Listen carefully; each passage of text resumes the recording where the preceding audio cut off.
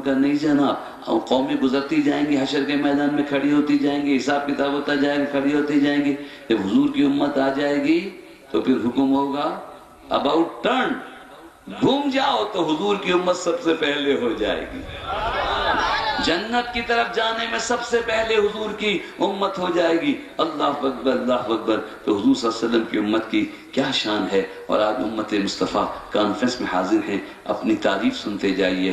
कभी तो सुनना चाहिए, लेकिन बस जो कभी डराना भी चाहिए, कभी रुलाना भी चाहिए, कभी बिशारत भी देना चाहिए, लेकिन दोनों का हासिल, डराना हो या खुशखबरी हो, हासिल ये होना चाहिए कि हमारे अंदर वो तब्दीली पैदा आए कि हम अपने अल्लाह और अपने प्यारे रसूल सल्लल्लाहु अलैहि वसल्लम की नज़र में अच्छे ही रहें, अच्छे ही बन जाएं। मेरे वालिद का इंतकाल हुआ, मैं कब्रिस्तान से आ रहा था, मेरे एक पीर भाई कब्रों में रहते हैं, बहुत बुजुर्ग आदमी हैं, अल्लाह अकबर। तो उनसे मिला, मैं रो रहा था, कहने क्या बात हुई? मैंने कहा मेरे वालिद का इंतकाल हो गया। तो कहने क्या बात? अरे हुजूर की उम्मत तो बख्शी हुई है, बस बड़े बड़े गुनाहों से बचते चले जाओ, जन्नत तुम्हारे लिए बनाई गई, जन्नत की चांदनी तुम्हारे लिए बिछाई गई है। ये महफिल है ना, इसके लिए दरिया आपने बिछाई हैं। मैं सोचता हूँ वो महफिल नात कैसी रही होगी जिसके लिए चादर हुजूर ने बिछाई थी, जिसके लिए मिंबर हुजूर ने लगाया और हज़रत हसन को अपने हाथों से थामा और बुखारी शरीफ की हदीस शरीफ है, हाथों से थामा और खड़ा किया और कहा हसन हम नीचे बैठे जाते हैं, तुम खड़े यहाँ हो जाओ, मगर हमारी नात तो सुनाओ, हमारा कसीदा तो सुनाओ। अल्लाह अकबर। तो हुजूर सल्लल्लाहु अलैहि वसल्लम ने महफिलें सजाई, अपने प्यारे उम्मतियों से प्यार किया। उस जमाने के भी मैं क्या बताऊं हमारे आका मौला की शान। अल्लाह अकबर। इस वक्त तो उम्मत का जिक्र हो रहा है, और जब हुजूर को अल्लाह ने भेजा तो उनके चारों तरफ जो रूहें भेजी वो भी बड़ी अजीम भेजी। कौन कब इस्लाम लाया, किसने कब ईमान कबूल किया, अल्लाह अकबर। ये एक अलहदा बात है, एक अलहदा बात है। हम इंतजामिया चाहती है कि मौलाना जरा बात कीजिएगा तो इख्तलाफी बात ना हो, यहाँ सब मिली जुली आबादी है। अरे हम इख्तलाफी बात नहीं करते, लेकिन सबको एक मरकज पे बुलाना जरूर चाहते हैं और ये बताना चाहते हैं कि जो जब भी इस्लाम के दायरे में आएगा उसको दोहरा सवाब मिल जाएगा। जो मुसलमान घर में पैदा होगा उसका एक दर्जा है, और जो दूसरे घर में हो, पैदा सब मुसलमान ही होते हैं, माँ बाप उन्हें कोई दीन दे देते हैं, लेकिन जब वो रब की तरफ लौट आए, अल्लाह को माने, हुजूर को माने, तो उनको दो दर्जे मिलते हैं। ईमान का दर्जा मिलता है, जिहाद का दर्जा मिलता है। अल्लाह अकबर। तो हुजूर सल्लल्लाहु अलैहि वसल्लम के जमाने में भी सहाबा किराम में कौन कब ईमान लाया, ये एक अलहदा बात है। हम कहते हैं अल्लाह ने जब अपने महबूब को भेजा तो चारों तरफ बड़ी अजीम रूहों को भेजा, सिद्दीक अकबर को भेजा, फारूक आज़म को भेजा, मौला अली को भेजा, हजरत सैयदना उस्मान गनी को, हुजूर के अज़वाज मुहतरात तमाम सहाबा का जिसको भी हुजूर से निस्बत है। फिर मौला अली याद आते हैं। एक जनाजा आया, हुजूर तशरीफ ले गए नमाज जनाजा पढ़ाने के लिए। मैयत को देख के पूछा क्या इस पर किसी का कर्ज बाकी है? अब जो जानने वाले कहने लगे या रसूल सल्लम ये बात तो है, गरीब आदमी था, मखरूज मरा है। हुजूर ने फरमाया मैं मखरूज की नमाज नहीं पढ़ाऊंगा, मखरूज की बख्शिश नहीं होगी। गरीबों को डराने के लिए यहाँ तक तो सुनाते हैं, आगे नहीं सुनाते। क्या हुआ? हुजूर ने फरमाया मैं इसकी नमाज नहीं पढ़ाऊंगा। क्यों नहीं कर्जा अदा किया? फिर पूछा कोई वारिस है इसका कोई रिश्तेदार है जो वादा कर ले कि मैं इसका कर्ज अदा करूंगा तो नमाज पढ़ा दूं? लेकिन आपको पता है कि पैसे लेने हो तो बहुत रिश्तेदार, देने हो तो कौन। एक जमाने में यहाँ ट्रेन का हादसा हो गया था सिंध में, कहीं कराची जाती हुई 2 ट्रेन टकरा गई थी। 3 दिन तक स्टेशन पे लाशें पड़ी रही, चूटियां दमाग खाती रही, लेकिन कोई वारिस नहीं आया। लेकिन जब ऐलान हुकूमत की तरफ से हुआ कि एक एक मैयत पे 50-50 हजार रुपए मिलेंगे, तो एक एक मैयत के 3-3 वारिस पहुंच गए। ये दुनिया है। अगर कुछ मिलने की बात हो तो भाई भी, बेटा भी, चचा जात भाई सब पहुंच जाते हैं, रिश्तेदारी। लेकिन जब देना हो तो कौन जाए? हुजूर ने फरमाया कोई वारिस है जो ऐलान करे इसका कर्जा देने का वादा करे तो नमाज पढ़ा दूं। सब चुप खड़े थे। अगली सफ से एक बुजुर्ग आगे बढ़े, मलगजी सी चादर है, कई कई दिन के फाकों में जिंदगी गुजरती है, लेकिन आगे बढ़े, कहा या रसूलल्लाह इसका कर्ज मैं अदा कर दूंगा, आप नमाज पढ़ा दीजिए। पलट के देखा कौन है, तो अली थे। अल्लाह अकबर। जानते थे ना कि हुजूर अपनी उम्मत से किस कदर प्यार करते हैं। अल्लाह अकबर। ये पूछना भी इसलिए था कि पता चल जाए कि नबी को کتنی خبر ہوتی ہے، میت دیکھ کے اندازہ ہوتا ہے اعمال کیا تھے، اور پھر قانون بتانا تھا کہ اگر کوئی مقروض مر جائے تو اس کا وارث بھی ادا کر سکتا ہے، اور پھر یہ بھی بتانا تھا ضروری نہیں رشتہ دار، اگر کوئی اور بھی چاہے تو کہہ سکتا ہے اس کا قرض میں ادا کر دوں۔ اللہ اکبر۔ لیکن اب یہ باتیں کیا اثر کریں گی؟ اس زمانے میں لوگ اپنے قرض نہیں دے پاتے، اپنے رشتہ دار، اپنی اولاد۔ میں نے ایک بہت بڑے تاجر گھرانے میں ایک شخص کے مرنے پر اس کے سگے بھائیوں کی دکان پر شٹر بند تھا، اور شٹر پہ یہ لکھا ہوا تھا آج ہمارے خاندان کا ایک شخص مر گیا ہے، اس کی وجہ سے بند ہے۔ میں نے کہا تمہارا بھائی مرا جس نے 8 بھائیوں کو بچوں کی طرح پالا، پھر سب کو اپنی اپنی دکانیں کرا کے دی؟ اللہ، بڑے بھائی کی بڑی ذمہ داری ہوتی نا، وہ تو بڑی بھابھی جانتی جو زیور نہیں بناتی، چھوٹے بھائیوں کو پالتی ہے، پھر اس کے بعد پھر ہر شخص کہتا ہے ہمیں کیا ملا، وہ الگ مسائل ہیں۔ تو بہرحال وہ بڑا بھائی مر گیا تو چھوٹے بھائی نے دکان پہ یہ نہیں لکھا کہ ہمارا بھائی مر گیا ہے، لکھا ہمارے خاندان کے ایک آدمی مر گیا اس لیے دکان بند ہے۔ میں نے پوچھا، میں نے دکان پہ دیکھا تھا کیوں ایسا لکھا تھا؟ تو انہوں نے کہا حمزہ صاحب بات اصل میں تھی کہ اس پہ بینک کا قرضہ تھا نا، ہم چاہتے نہیں تھے کہ کچھ مسائل ایسے تھے کہ پتہ چلے ہمارا بھی تعلق۔ اللہ اکبر، اللہ۔ دکان پہ لکھنا گوارا نہیں کیا کہ میرا بھائی مر گیا ہے، کہ بینک والے آ جائیں گے اچھا آپ کا بھائی تھا ذرا آپ بھی حساب دو۔ اللہ، یہ دنیا ہے دوستو اور ساتھیوں۔ لیکن حضور صلی اللہ علیہ وسلم کی حدیث شریف امت کے لیے موجود ہے۔ حضور نے فرمایا میرا امتی اگر مالدار مرے تو اس کی وراثت اس کے رشتہ داروں کو بانٹو، اور میرا امتی اگر غریب و مقروض مر جائے تو قیامت میں اس کا قرض ادا کروں۔ لیکن وہ امتی جو حضور کی فرما برداری کرتا ہوا غربت کا شکار ہو جائے، حرام نہ کھائے، سود نہ کھائے، جوا نہ کھیلے، اور پھر غریب ہو جائے، قرضہ لے لے، وعدہ کرے میں دوں گا، نہ دے سکے۔ اللہ نے بھی ان نفسوں کی قسم کھائی ہے، وقت نہیں 3 قسم کی جانیں ہیں، نفس مطمئنہ ہے، نفس امارہ ہے، نفس لوامہ ہے۔ نفس مطمئنہ تو وہ ہیں کہ کوئی بھی حالت و گناہ نہیں کرتے، نفس امارہ وہ ہیں کہ گناہ ان کا نفس برائی پہ حکم دیتا ہے، برائی کرتے ہیں، برائی پہ اکڑے رہتے ہیں، سمجھتے ہیں میں صحیح کر رہا ہوں۔ جوا کھیل رہا ہوں تو کسی کا ڈاکہ تھوڑی ڈال رہا ہوں، کوئی چوری تھوڑی کر، اپنے پیسے سے کھیل رہا ہوں۔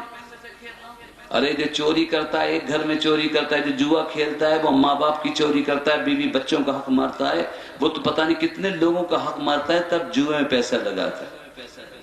جو نشہ کرتا ہے کسی کا خون تھوڑی کر رہا ہوں، کسی کا خون تھوڑی پی رہا ہوں، اپنی جان سے کھیل رہا ہوں۔ نہیں، جو تم نشہ کر رہے ہو اپنے آنے والے بچوں کا خون بہا رہے ہو۔ تم جو بچوں جو دوستوں کے ساتھ پھرو، کیا یار دوستوں کے ساتھ نہ پھرے، بازار میں نہ پھرے، گھر میں بیٹھے رہیں کیا، بچوں میں رہیں کیا، بچوں سے تنگ آ گئے۔ تو مجھے ایک بچی نے رلا دیا،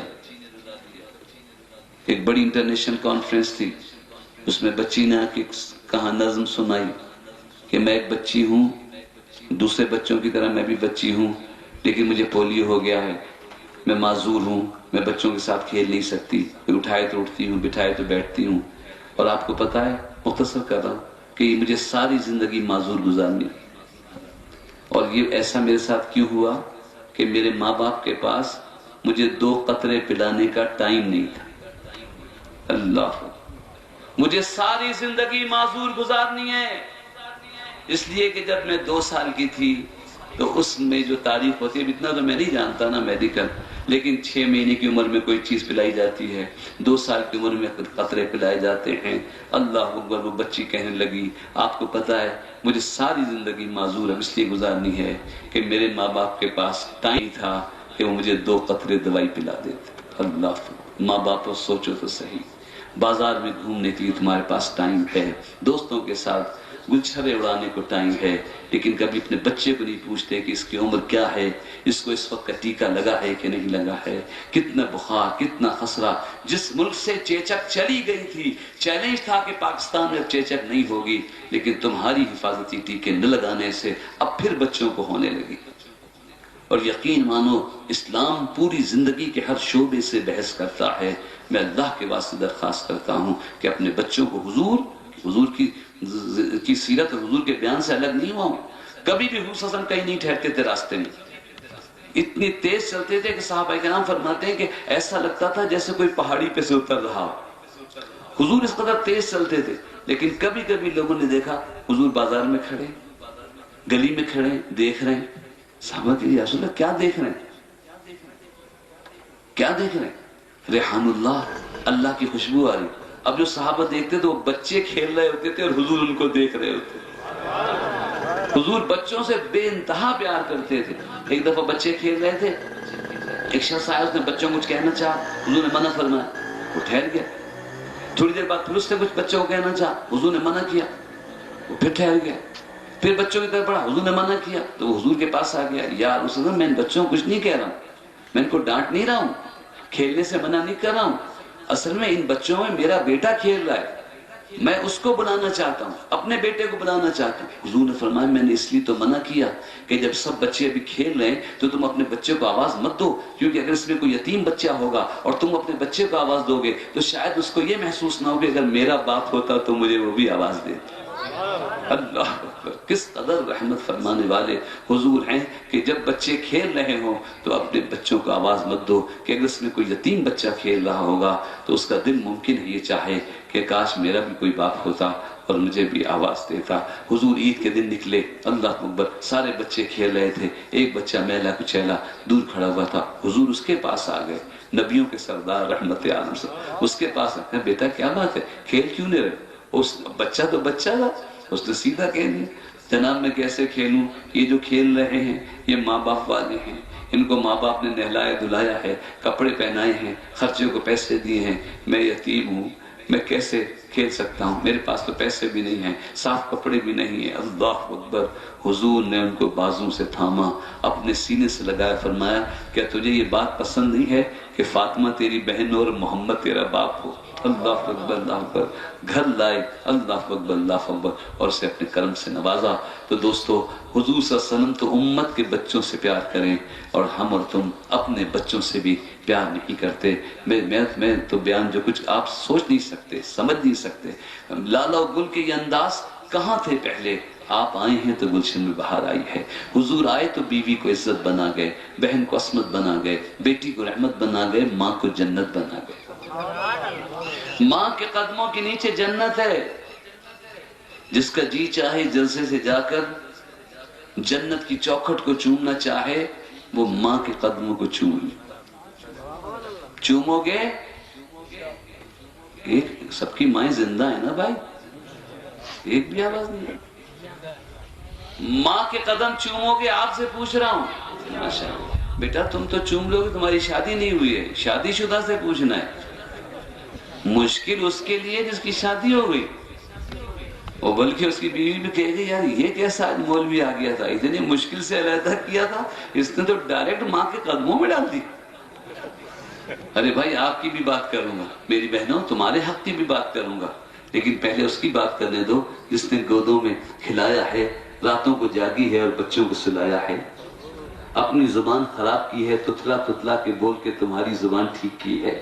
اللہ اکبر اللہ اکبر اللہ اکبر. بستر گیلا ہو جاتا تو گیلا بستر اپنی طرف کر لیتی ہے، بچے کو خشکی کی طرف سلا دیتی ہے. اللہ اکبر. اس ماں کے قدموں میں پہلے جھکنا ہے. تو جن کی مائیں زندہ ہیں آج اس جلسے سے جانے کے بعد ماں کے قدم چوم لو. اللہ اکبر. چومو گے؟ بہت ہی مشکل لوگ ہیں کیا بات. اچھا بھائی اگر والدین منہ سے نکل گیا وہ اس میں تو باپ بھی آ جاتا. کیا کروں، قرآن میں تو بھائی والدین احسانہ فرمایا نا، ماں باپ دونوں کو بول رہا ہے نا. تو باپ کا تو بولنا تو میں ڈرتا ہوں کہ باپ کا بولوں گا تو آپ لوگ بولیں گے یار یہ حمزہ بھائی کیسے، یہ کیسا مولانا لیا ہے، یہ تو باپ کا بھی ذکر کرتا ہے. باپ کوئی ذکر کی قابل چیز ہے؟ اتنے بڑے جلسے میں انجمن عاشقان رسول اللہ کی محفل میں، میلاد کی محفل میں وہ مولوی ایسا بلا لے وہ باپ کا ذکر کر رہا ہے. باپ بھی کوئی ذکر کی قابل چیز ہے؟ اللہ اللہ.